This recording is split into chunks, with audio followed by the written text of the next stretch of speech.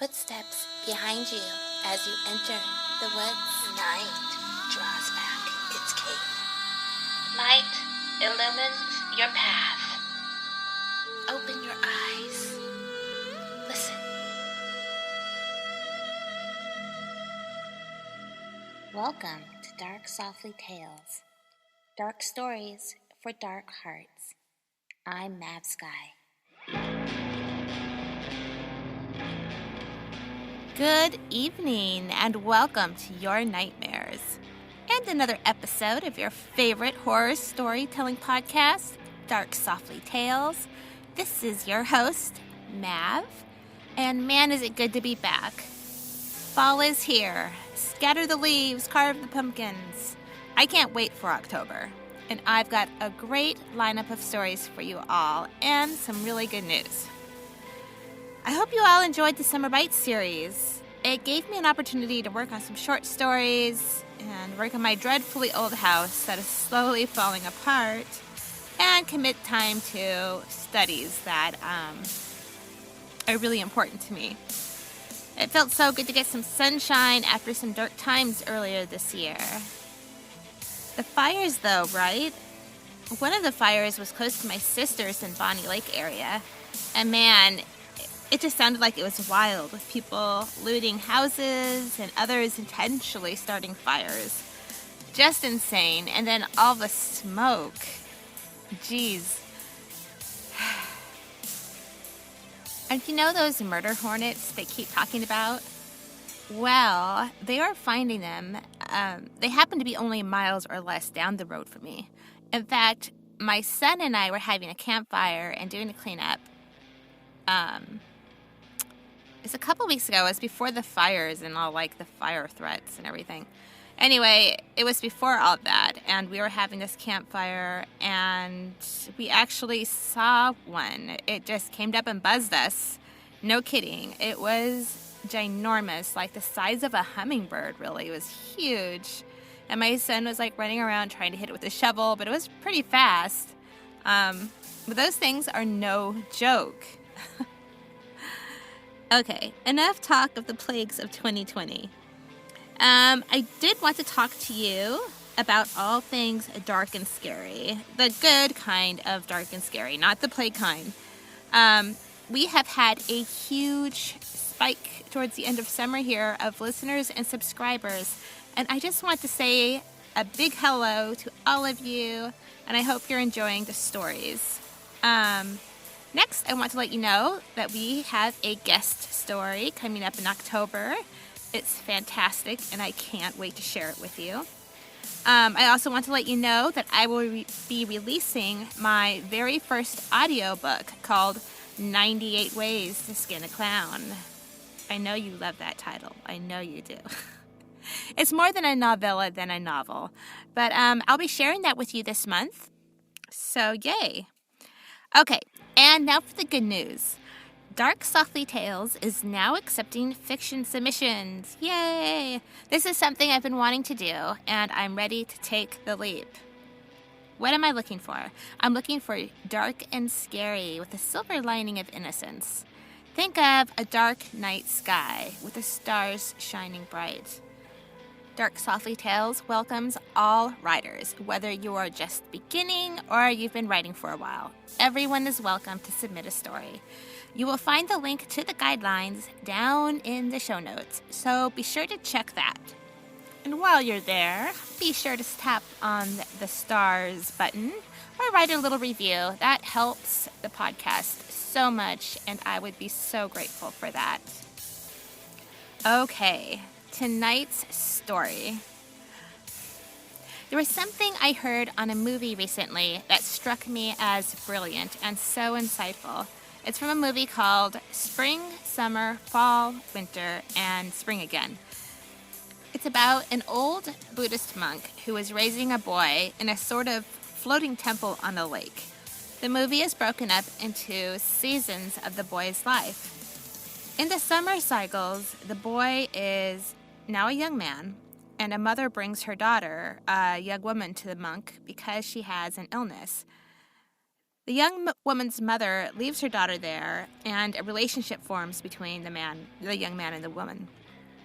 When the old monk discovers their little romance going on, he asks the young woman if she's cured, and she says yes, and he tells her it's time to go.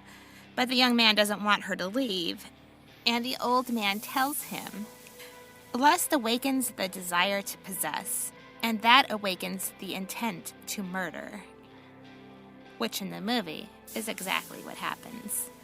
This led me to thinking about attachments, about how life is meant to be flowing from one cycle to the next, moving, changing. And sometimes we get attached to something, fixated on it. We get stagnant when that happens, and in that stagnation is often the desire to control, to possess something. Bad things happen when we walk down that road, just like they do in this week's story called Lamb to the Slaughter by Roald Dahl.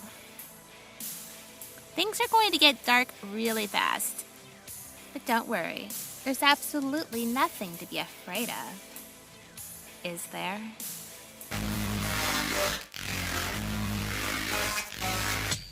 Take my hand and hang on tight as we journey into the dark softly.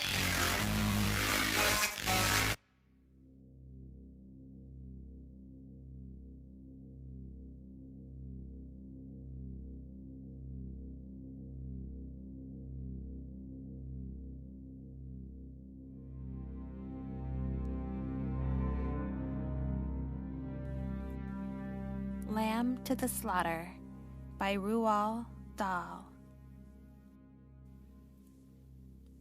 The room was warm and clean, the curtains drawn, the 2 table lamps alight, hers and the one by the empty chair opposite. On the sideboard behind her, 2 tall glasses, soda water, whiskey, fresh ice cubes in the thermos bucket. Mary Maloney was waiting for her husband to come home from work. Now and again, she would glance up at the clock, but without anxiety, merely to please herself with the thought that each minute gone by made it nearer the time when he would come. There was a slow, smiling air about her, and about everything she did. The drop of a head as she bent over her sewing was curiously tranquil. Her skin, for this was her 6th month with child, had acquired a wonderful translucent quality.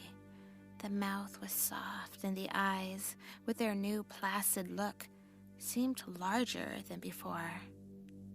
When the clock said 10 minutes to 5, she began to listen, and a few moments later, punctually as always, she heard the tires on the gravel outside and the car door slamming. The footsteps passing the window, the key turning in the lock. She laid aside her sewing, stood up, and went forward to kiss him as he came in.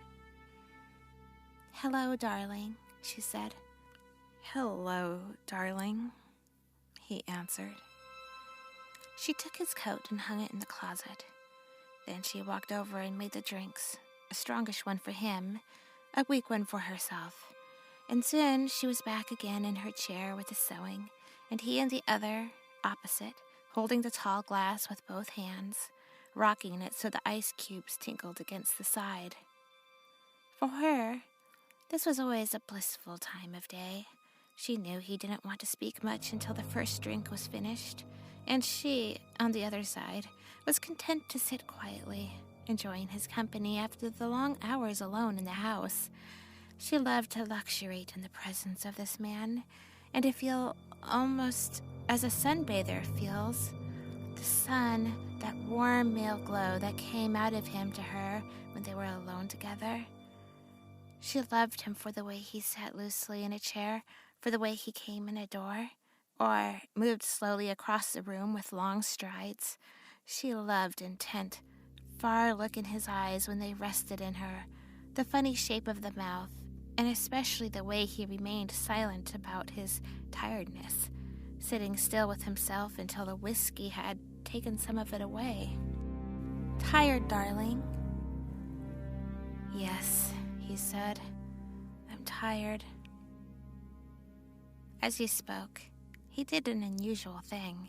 He lifted his glass and drained it in one swallow, although there was still half of it, at least half of it left. She wasn't really watching him, but she knew what he had done because she heard the ice cubes falling back against the bottom of the empty glass when he lowered his arm. He paused a moment, leaning forward in his chair. Then he got up and went slowly over to fetch himself another. "Oh, I'll get it," she cried, jumping up. "Sit down," he said. When he came back, she noticed that the new drink was dark amber with a quantity of whiskey in it. "Darling, shall I get your slippers?" "No." She watched him as he began to sip the dark yellow drink, and she could see little oily swirls in the liquid because it was so strong. "I think it's a shame," she said. "When a policeman gets to be as senior as you, they keep him walking about on his feet all day long." He didn't answer, so she bent her head again and went on with her sewing. But each time he lifted the drink to his lips, she heard the ice cubes clinking against the side of the glass. "Darling," she said, "would you like me to get you some cheese? I haven't made any supper because it's Thursday." "No," he said. "If you're too tired to eat out," she went on, "it's still not too late. There's plenty of meat and stuff in the freezer, and you can have it right here and not even move out of that chair." Her eyes waited on him for an answer, a smile, a little nod, but he made no sign. "Anyway," she went on, "I'll get you some cheese and crackers first." "I don't want it," he said. She moved uneasily in her chair, the large eyes still watching his face. "But you must eat. I'll fix it anyway, and then you can have it or not, as you like." She stood up and placed her sewing on the table by the lamp. "Sit down," he said. "Just for a minute. Sit down." It wasn't till then that she began to get frightened. "Go on," he said. "Sit down." She lowered herself back slowly into the chair, watching him all the time with those large, bewildered eyes. He had finished the second drink and was staring down into the glass, frowning. "Listen," he said. "I've got something to tell you." "Oh, what is it, darling? What's the matter?" He had now become absolutely motionless, and he kept his head down so that the light from the lamp beside him fell across the upper part of his face, leaving the chin and mouth in shadow. She noticed there was a little muscle moving near the corner of his left eye. "This is going to be a bit of shock to you, I'm afraid," he said. "But I've thought about it a good deal, and I've decided the only thing to do is to tell you right away. I hope you won't blame me too much." And he told her. It didn't take long, 4 or 5 minutes at most, and she sat very still through it all, watching him with a kind of dazed horror as he went further and further away from her with each word. "So there it is," he added, "and I know it's kind of a bad time to be telling you, but there simply wasn't any other way. Of course I'll give you money and see you're looked after, but there needn't really be any fuss. I hope not, anyway. It wouldn't be very good for my job." Her first instinct was not to believe any of it, to reject it all.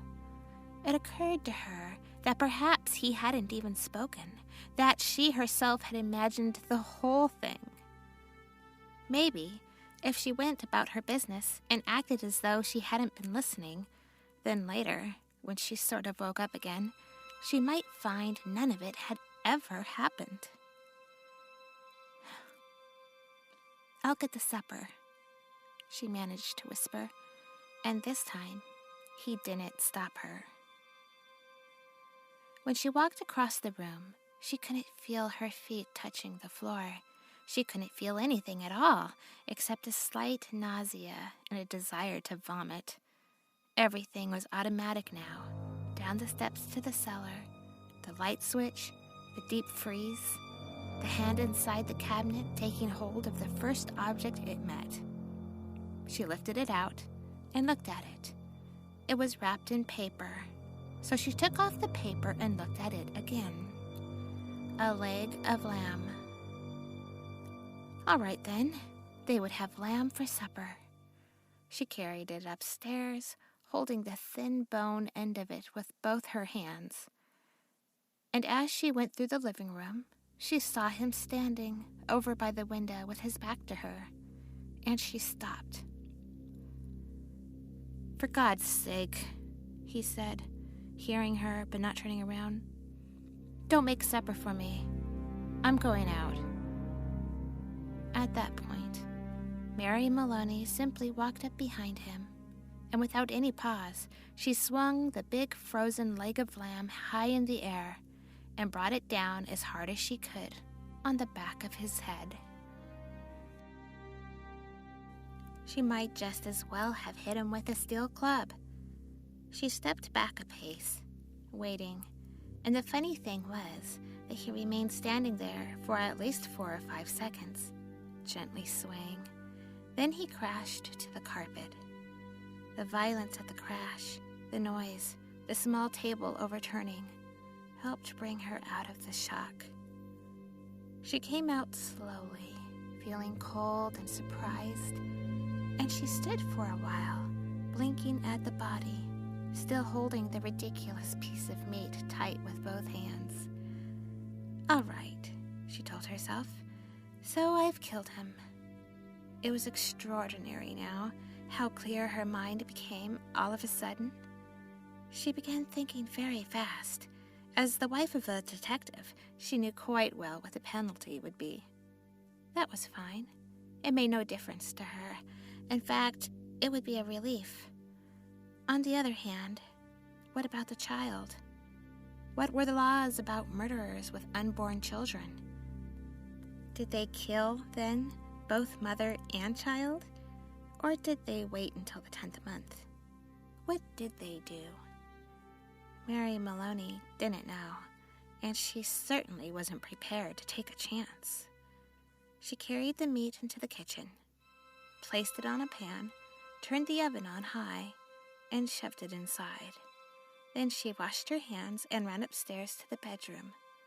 She sat down before the mirror, tidied her hair, touched up her lips and face. She tried a smile. It came out rather peculiar. She tried again. "Hello, Sam," she said brightly, aloud. The voice sounded peculiar, too.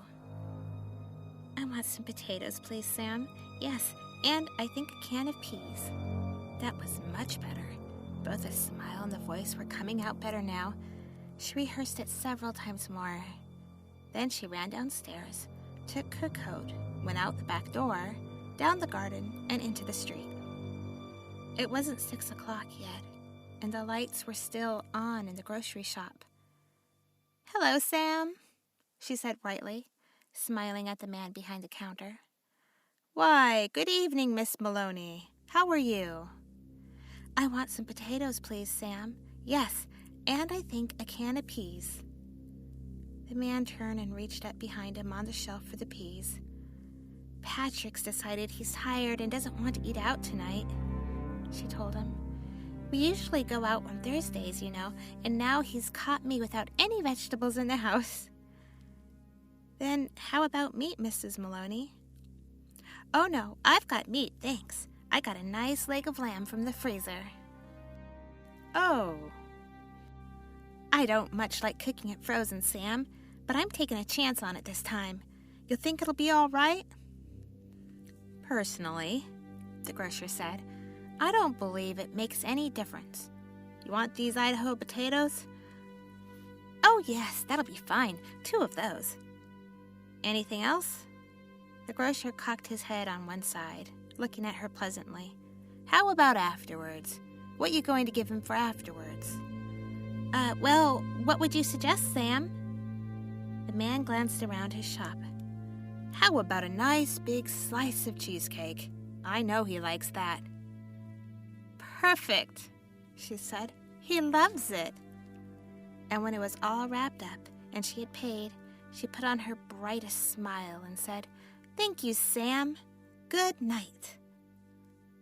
"Good night, Mrs. Maloney, and thank you."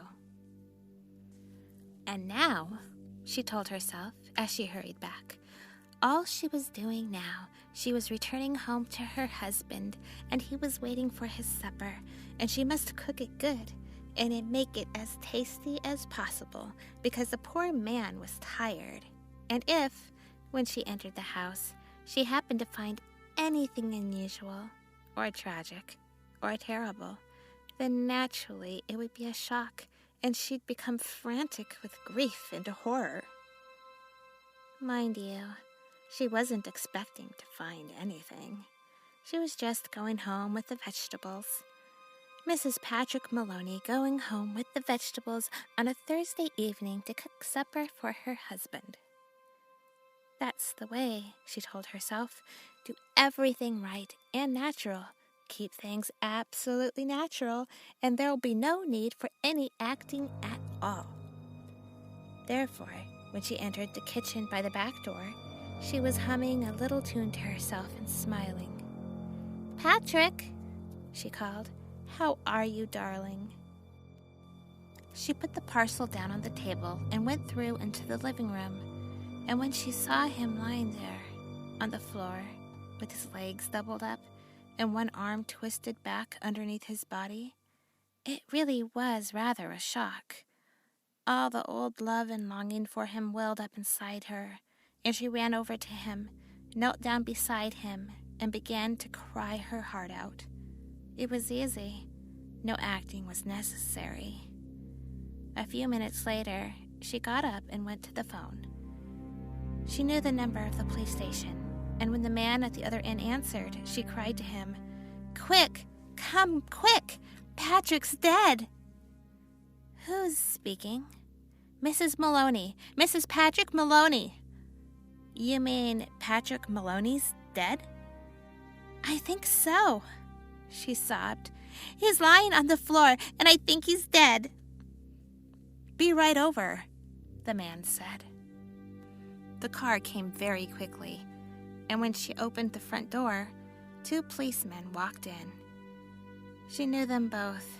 She knew nearly all the men at that precinct, and she fell right into a chair, then went to join the other one, who was called O'Malley, kneeling by the body. "Is he dead?" she cried. "I'm afraid he is. What happened?" Briefly, she told her story about going to the grocer and coming back to find him on the floor. While she was talking, crying, and talking, Noonan discovered a small patch of congealed blood on the dead man's head. He showed it to O'Malley, who got up at once and hurried to the phone. Soon, other men began to come into the house. First, a doctor. Then, 2 detectives, one of whom she knew by name. Later, a police photographer arrived and took pictures, and a man who knew about fingerprints. There was a great deal of whispering and muttering beside the corpse, and the detectives kept asking her a lot of questions. But they always treated her kindly.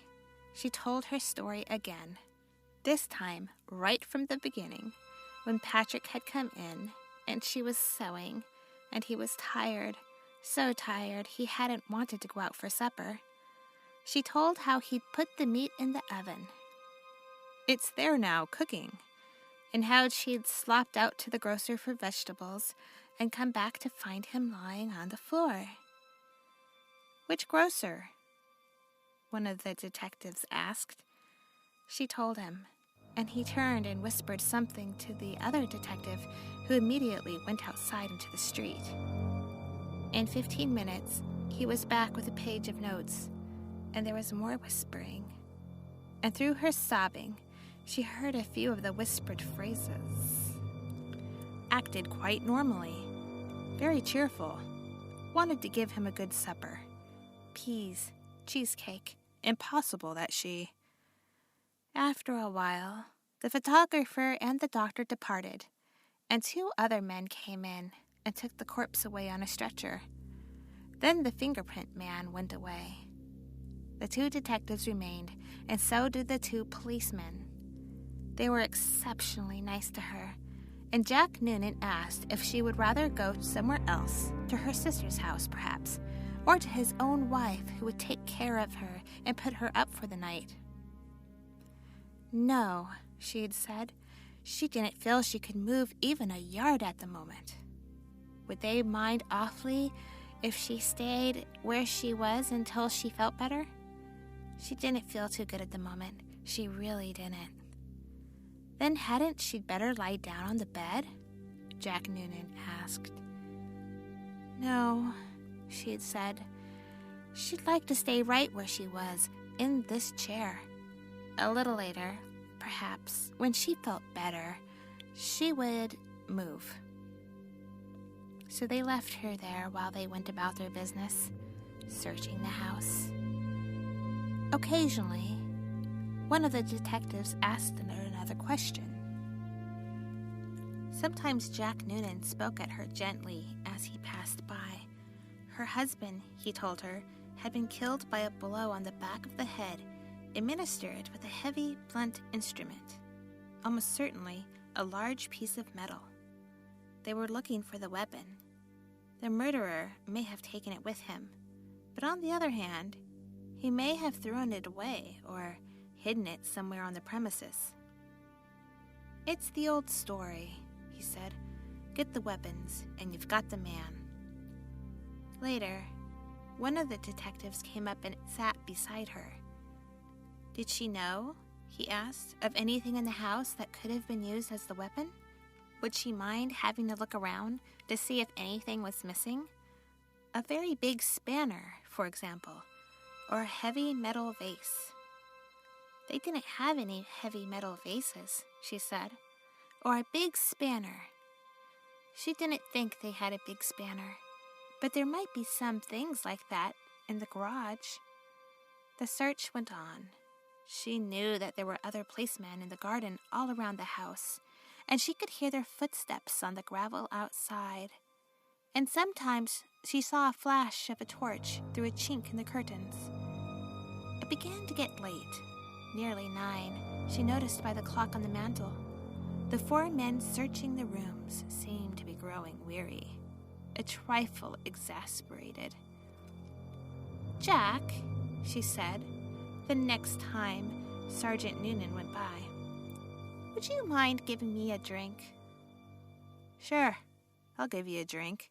You mean this whiskey? Oh, yes, please, but just the small one. It might make me feel better. He handed her the glass. Why don't you have one yourself? She said. You must be awfully tired. Please do. You've been very good to me.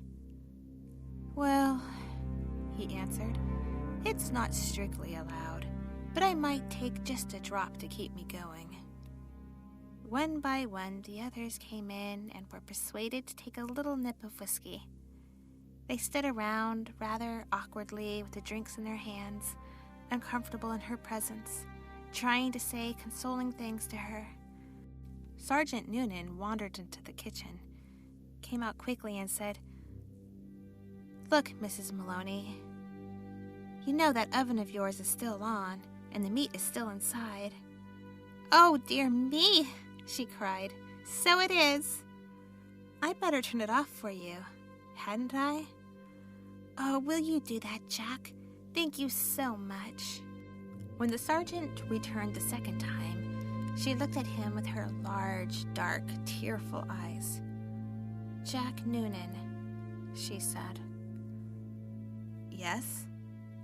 Would you do me a small favor, you and these others? We can try, Mrs. Maloney. Well, she said, here you all are, and good friends of dear Patrick's too.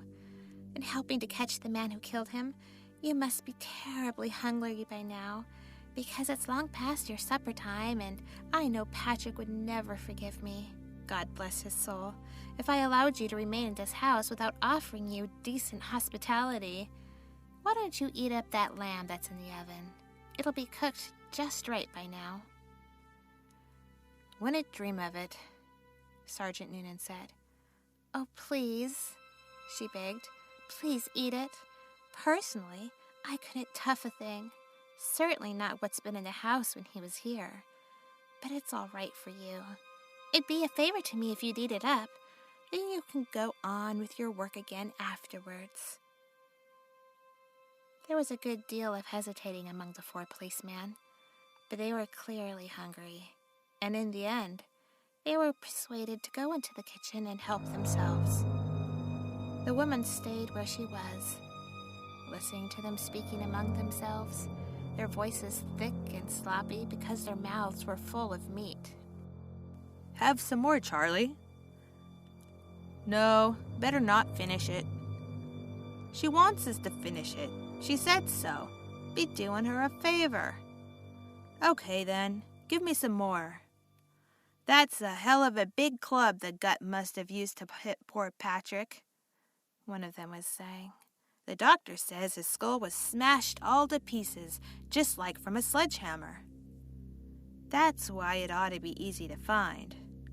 Exactly what I say. Whoever done it, they're not going to be carrying a thing like that around with them longer than they need. One of them belched. Personally, I think it's right here on the premises. Probably right under our very noses. What you think, Jack? And in the other room, Mary Maloney began to giggle.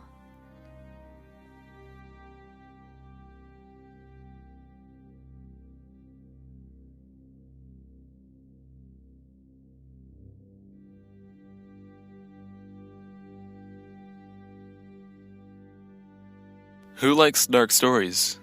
People who have experienced a touch of the dark side. People who are a little wiser to the world. People who like their bones chilled and their spines tingled. People like you and me. It's hard to find a story these days that write on the dark side with a touch of whimsy, humor, and heart. Mav Sky spreads her dark wings and solves this problem for you. Head on over to Amazon and type Mav Sky's name into the search engine. Mavskye.